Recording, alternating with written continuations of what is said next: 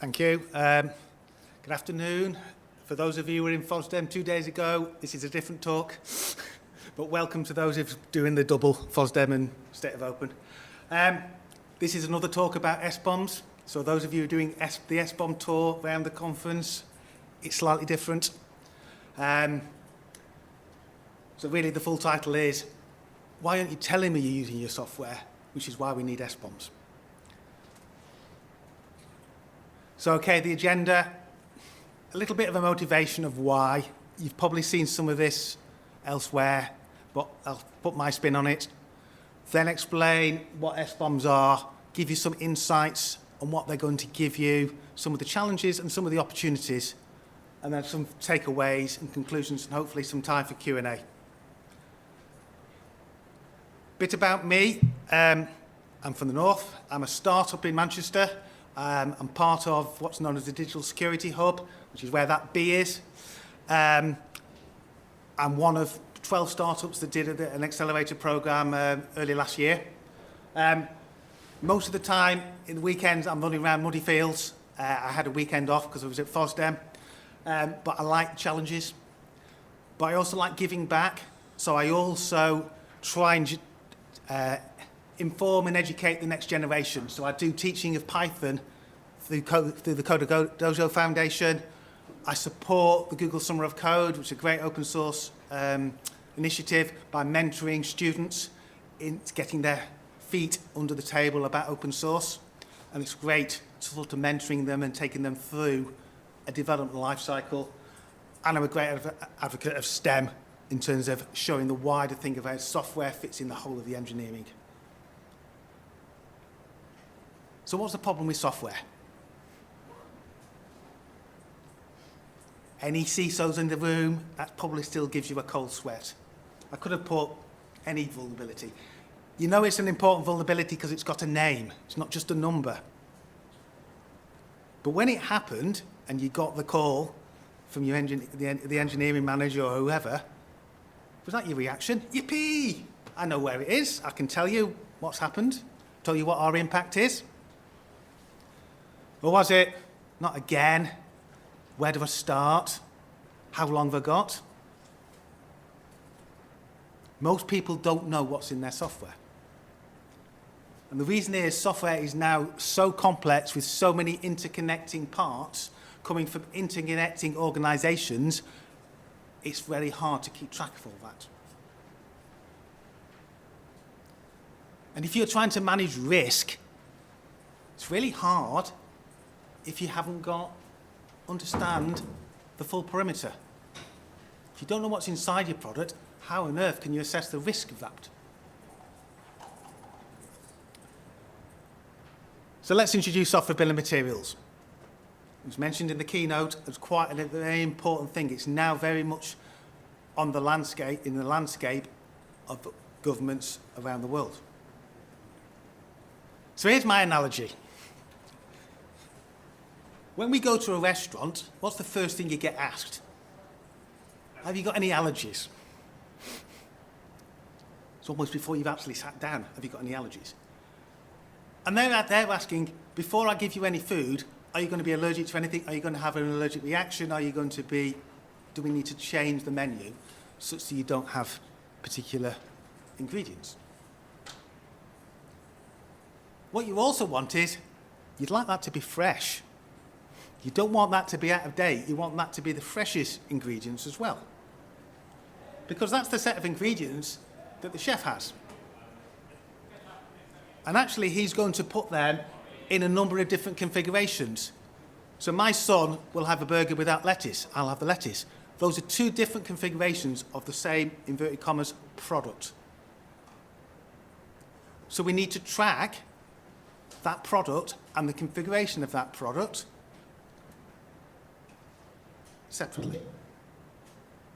And I'm sure the chef is also tracking the life time of his products, the end of use date.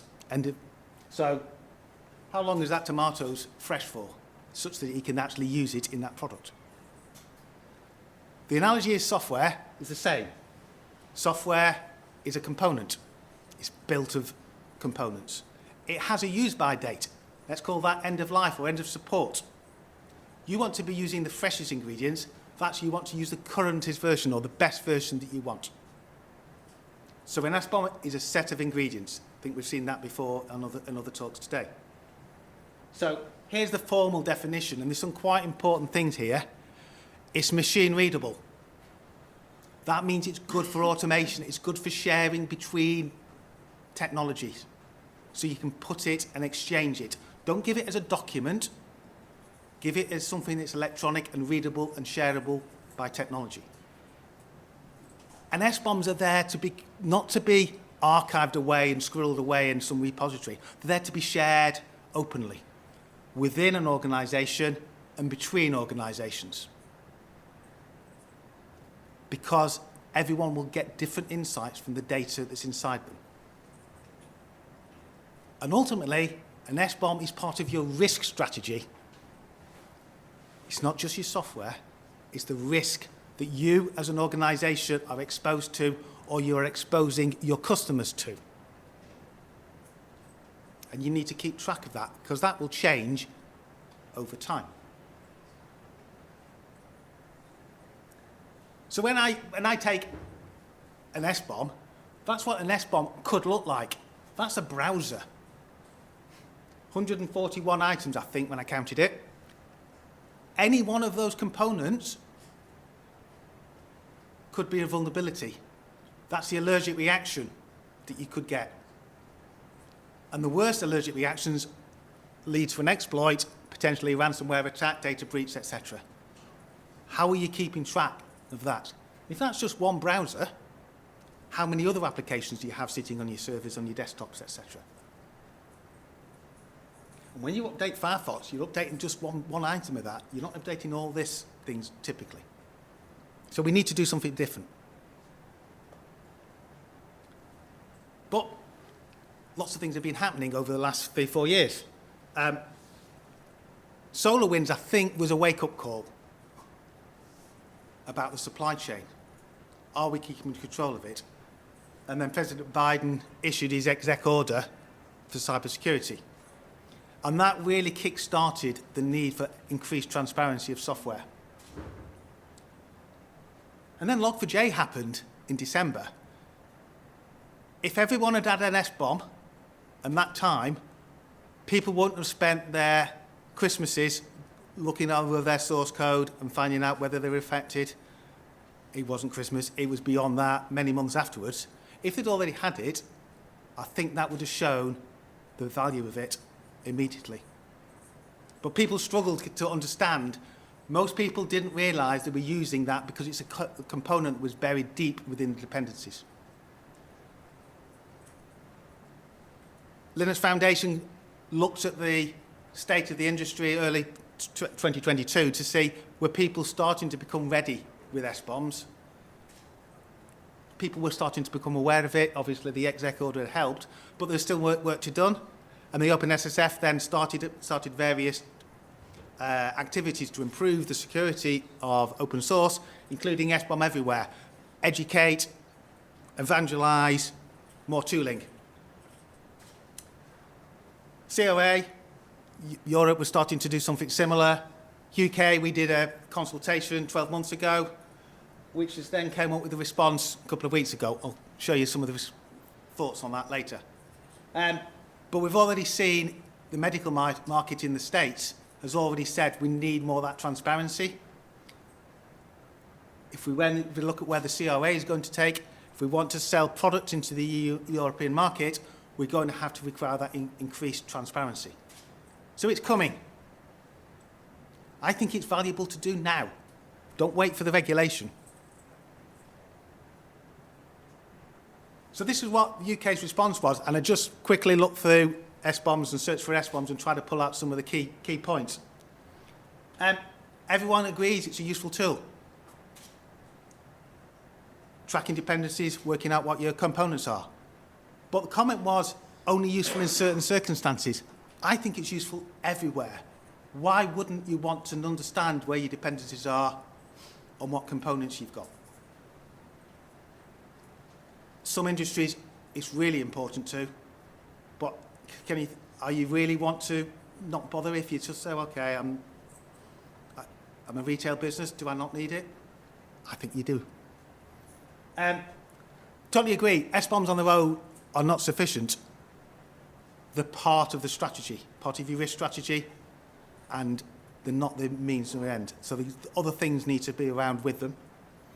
I think scale and complexity, I think people are suddenly starting to realise how much software is out there that they're dependent on that's unknown. So I think the response to when they find that data is going to be interesting.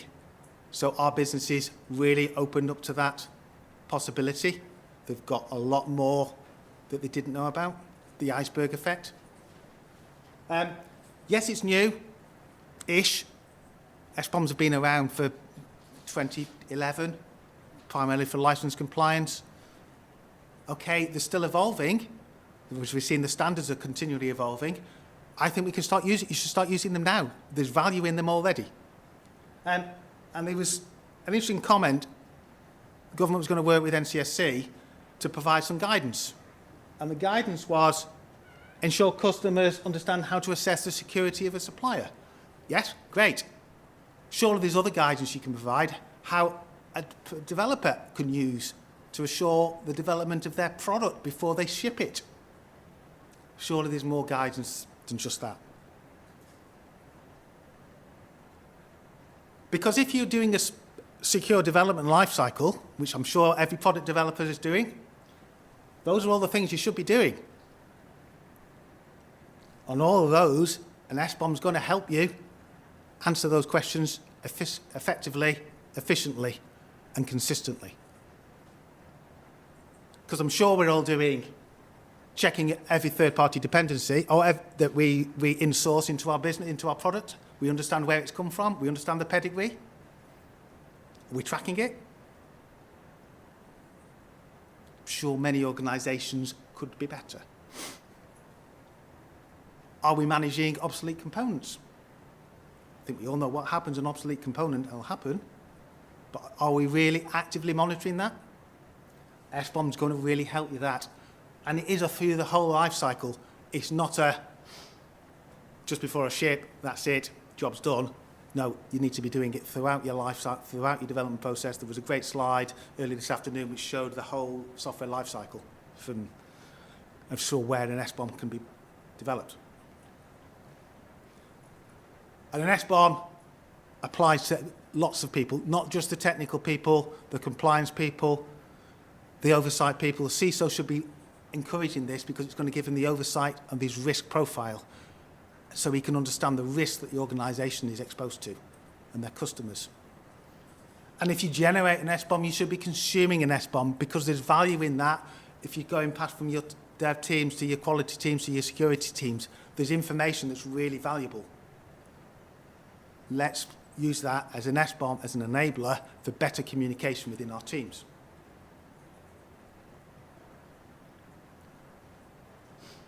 And once you get an SBOM, you can suddenly find lots of insights that you probably didn't know before.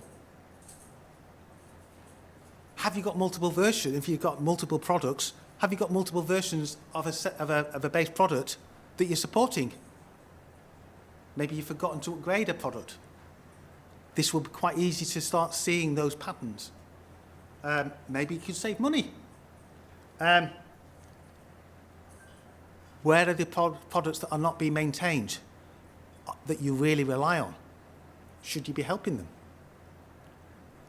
And is the vulnerabilities going to affect your product in your deployment? Because not every vulnerability will affect every deployment. But the thing I really want to, which is probably where the title of this talk came from, if you're using some open source software, which as we've seen today, most products are going to be doing that, do you know who your dependent suppliers are? And are you actually supporting them and their communities?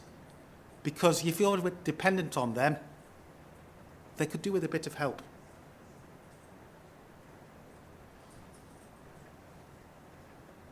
SBOM will help you give that because you'll be able to catalogue and find out your most important suppliers. The little guy sitting in Chipping Sodbury who's developing this great little this app for you. Are you supporting him? License compliance, interesting. I find that more active in Europe than in the UK. But actually, you don't want the license police to come after you and sue you.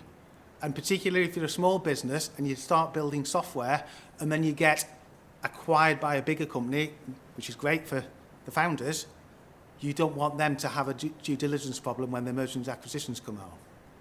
So license compliance could be really a real great opportunity for you.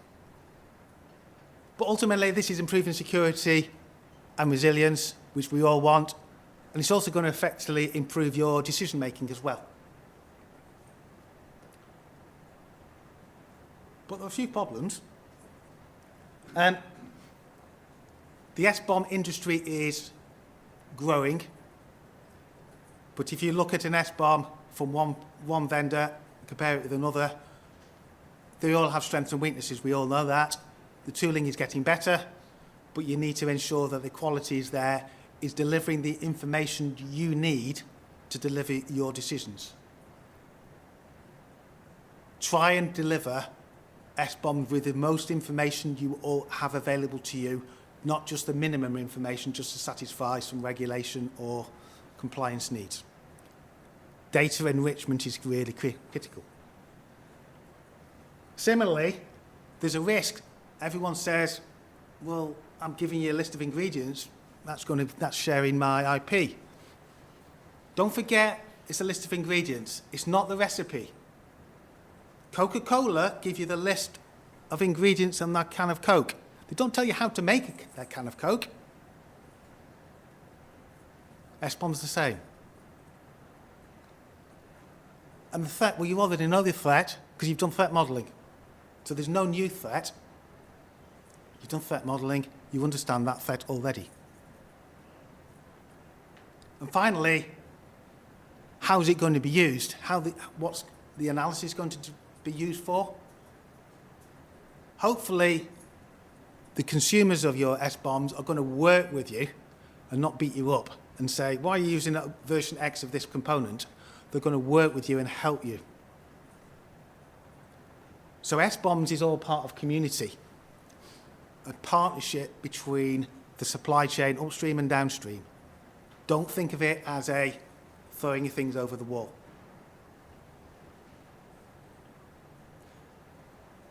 And don't forget, it said SBOMs are not on their own. SBOMs are a point in time when you release your product, when you finish a build. Vulnerabilities are appearing all the time.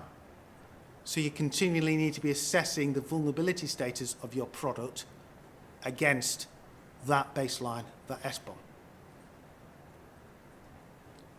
So we've seen a number of talks today have mentioned the word VEX, Vulnerability Exchange. It's also sometimes called VDR, Vulnerability Disclosure Report. Basically, it is an assessment to say, is this vulnerability exploitable in my deployment? And a lot of vulnerabilities will end up not being exploitable, and you want to remove that so your product team, the workload of the product team is reduced, and communicate that upstream to your customers to say, yeah, that's okay, that vulnerability from Log4j doesn't matter. So we need to communicate that. So that's a new role, but it's a better role in terms of going to keep that communication and the health and the resilience of your products.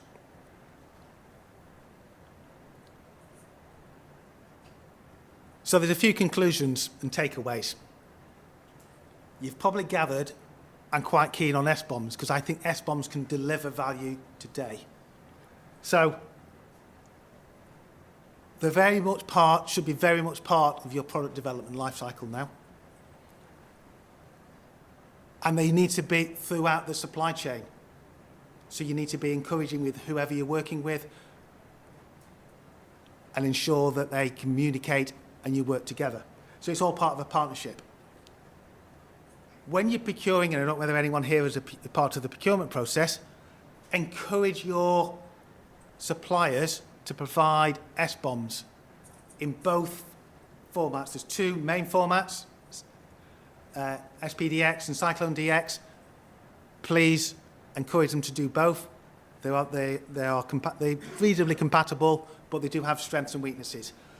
And as we move to the world of AI, encourage them to do that for the AI system as well. There are emerging standards for AI models as well. So AI is just software. Share. I am not an advocate to put everything up onto GitHub. Be fair, if you want to. But actually, when you're sharing with your customers, share carefully.